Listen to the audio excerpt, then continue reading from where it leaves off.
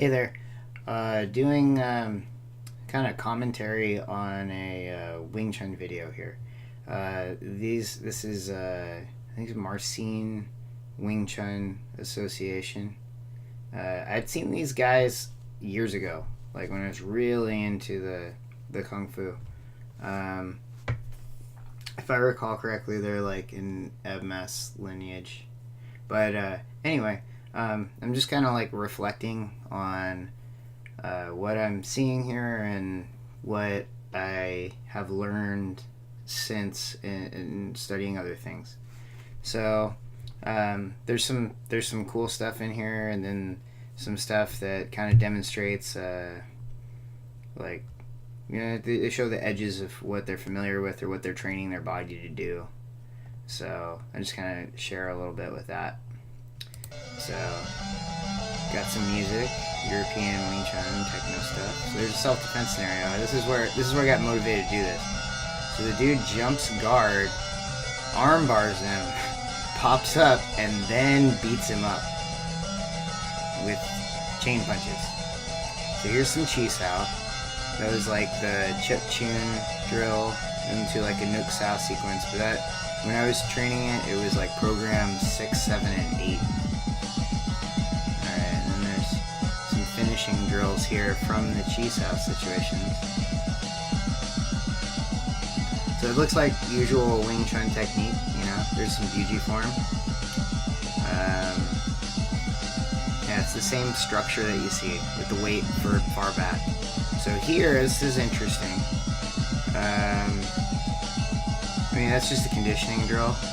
You'll still get good stuff out of that. But it's kind of odd with chain punches. It's like a little tack on. And then there's, your long pull. I thought it was interesting that he applies the weight shift only on the last move.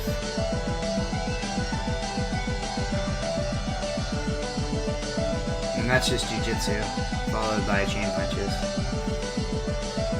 As you find that in any wrestling or jiu-jitsu. And I wouldn't expect that one to work against somebody resisting if they dropped their weight and kept posture. He's jacked, that's for sure. Their fitness is good, man. And then also a bunch of belly punches. And the leverage, some of the jiu-jitsu parts are good. But take a look back here. Okay, you're just going to replay it in slow. So here he comes over, guy comes up from behind. That can work, but he didn't really have a tight anchor. So take a look right over here. So right before he throws this dude over, see his hips over? Like that dude just rolled. He just chose not to post right there. Which I get it, hard surface. Yeah, it's flashy, it's cool, but it's like it's very romantic.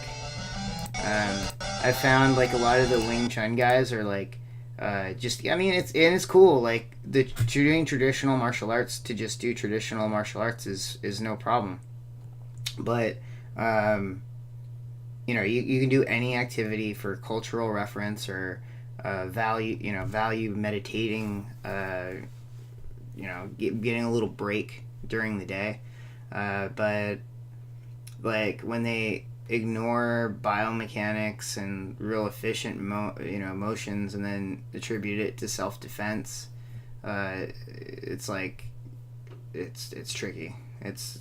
You wonder what how good is it after that point. Luckily, a lot of the people that will do these things, like, they're not actually going to ever fight anyone. And they're just doing something that they enjoy. But they'll take it really seriously. So, just make sure you're respectful in the interactions. But if you can get somebody to actually ask questions about what they're doing, then you probably end up in a similar place to where I'm at with it. Anyway, just thought it was interesting. Came up. Thanks for listening and watching.